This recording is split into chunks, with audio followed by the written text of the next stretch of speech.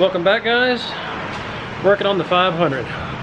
So I got everything buttoned back up, put the tank back on and all that, tried to kick it a few times and I couldn't get anything out of it. I checked my spark again, so I'm pretty confident on the spark. Now I'm a little curious about the fuel. So what we're gonna do today is pull the carb off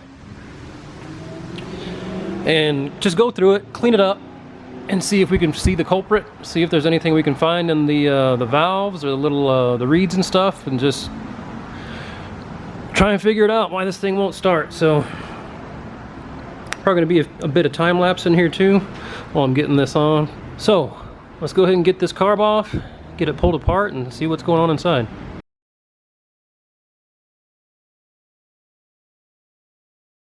Okay guys, so we got the carburetor right here. What we're going to do is just start disassembling it and cleaning it. I just have like a mild cleaner here, you know, nothing too caustic. You know, I may use some carb cleaner or something on the more intense stuff, and then just a little pan of water here with my detergent that I can just kind of scrub and do some stuff with here. So that's where we're going to start. Alright, so we're ready to go ahead and separate that very carefully.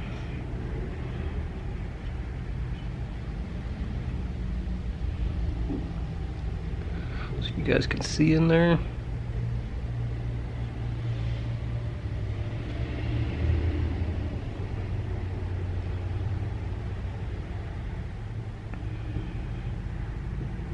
And I can not spill this all over the place, but you can see in there. A little light. It is not looking too good in there. So I'm just gonna go ahead and clean this stuff out of here. Gasket looks okay. Not sure if we can reuse that or not. We'll see here just to get it going.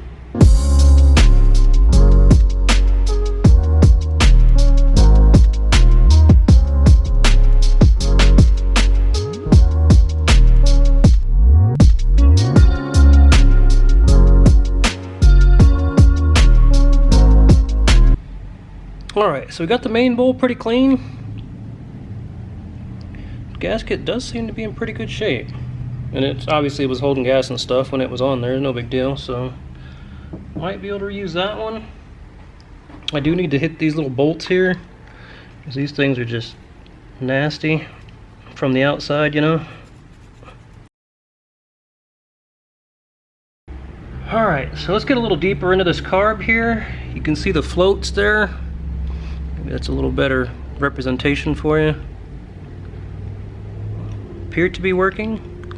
They're just nasty. Oh, that's better there. You can see all the grime and stuff on them. I don't know if you can see that or not. That little guy right there. Probably not, but it looks like there's something covering the hole. Just a bunch of nastiness. So we'll pull all that stuff out and get it cleaned up. Those floats, I can show you this. It's just a little pin back here. You can still see it like that. So you just push that. You can see it coming out on the other side there.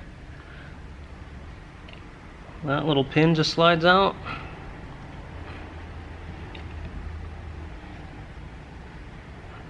And you just lift those guys out like that. Keep track of this guy here just so it doesn't fall off the little spring. Sorry. Those guys are good to go. Dry them off a little bit here. You can see that little guy there is actually pretty clean, and it's got a little rubber tip on it, so I don't want to use anything too harsh, you know, to deteriorate that rubber. So that guy's pretty good. Just gonna slide him on the end of my float so I don't forget it. Slide that little piece off like that. A little bit of nastiness in there. Okay, so it's time to go ahead and get the jets out. This guy here, and then this guy here. This thing is not focusing very well. Alright, so we have the the main jet. I don't know if this thing is going to focus for you guys or not, but let me see if I can try it.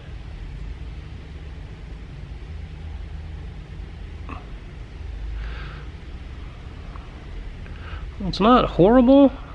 You can see through it there. But we'll still clean it out, blow it out. And we'll do the same thing with the, alright, so we'll pull out the secondary as well.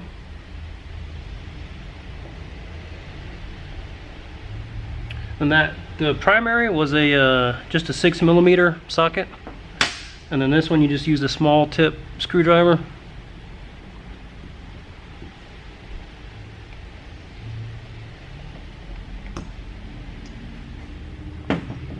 That'll pull right out. Okay, so this one's, I don't think it's going to be able to, the camera won't be able to focus on it because it's so small, but I cannot even see daylight through it at all. So that could be an issue.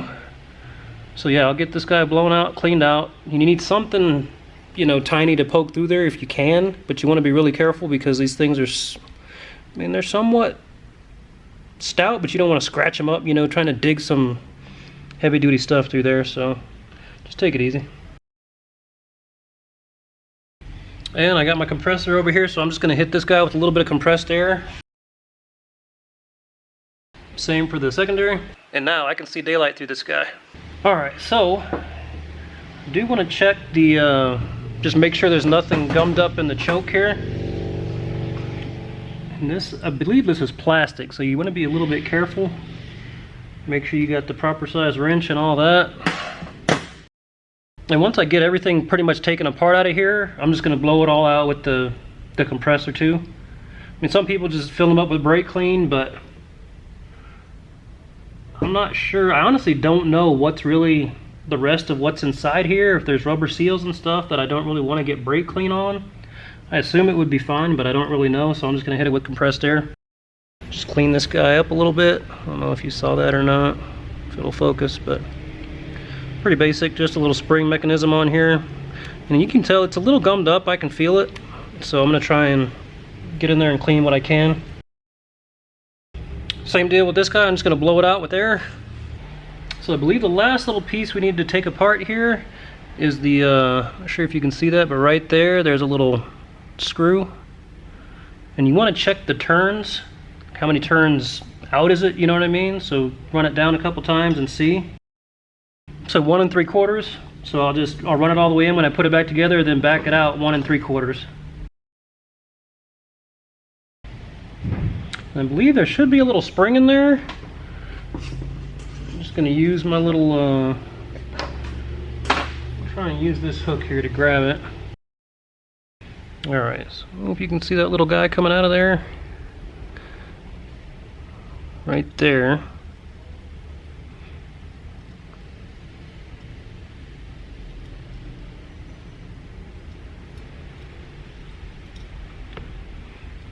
You just want to get that out just to make sure you can clean it off, and it's good to go. Get the little screw piece cleaned off. It's not in bad shape, but might as well clean it up while we got it out. Alright, so that's most everything I believe that needs to be taken off this thing. So now it's just a matter of cleaning it up, you know, the main body here. I mean, I'll do my best to clean all this up the best I can, get the inside here, and then blow it all out with the compressed air.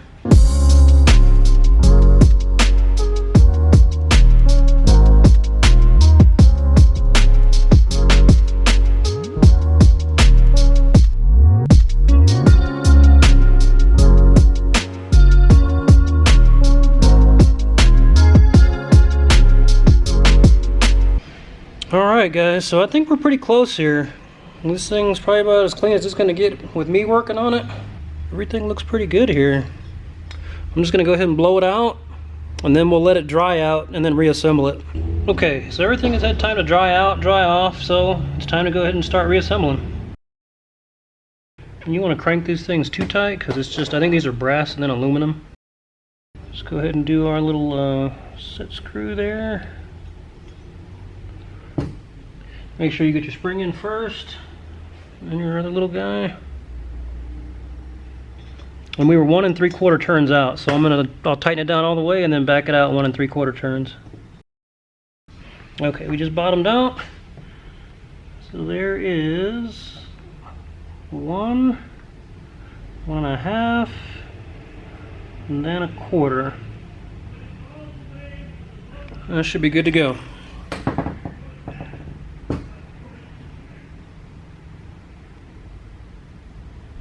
Next, go ahead and put our choke back in.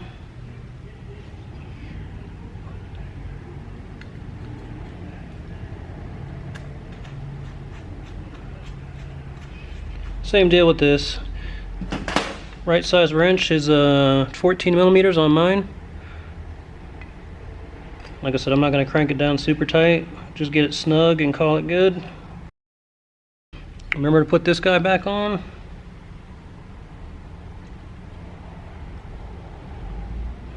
Should just sit right in that hole. We should be able to slide the just a little rod back through. Snap this guy back on. Just make sure you line up that little brass tube in there too on the right, the other side, that side of that little plastic piece we just put in. Run our screws back down, and that should be about it. Same deal, you don't want to crank these down super tight either. Just get them nice and snug, nice and tight obviously, but not, don't crack the case. Alright, should be good to go.